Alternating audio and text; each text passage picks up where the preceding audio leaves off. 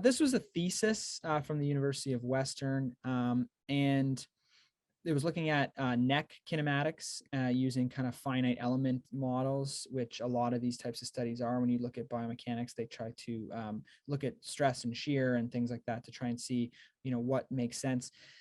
So here's just to the conclusion here, that was somewhat interesting. Our results indicate the neck muscles have the highest amount of internal energy absorption in early impact, particularly at a time when peak head kinematics develop.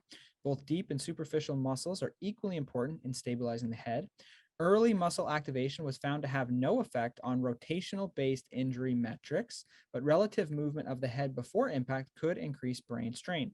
Furthermore, our results demonstrate the reduced neck stiffness due to fatigue may increase head responses, increasing likelihood of sustaining repetitive concussion. So again, neck stiffness, not necessarily neck strength. So then they have this summary for the lay audience. So this might kind of clarify things. Our findings show that of all the major anatomical regions, cervical muscles absorb the most internal energy early in impacts, implying a role in stabilizing the head at the time when peak head responses are developed.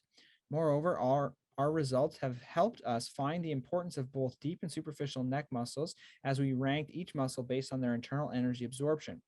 Further results from our studies suggest that in low velocity impacts, activating muscles could help to reduce head injuries, but not decrease the likelihood of concussion in an average male.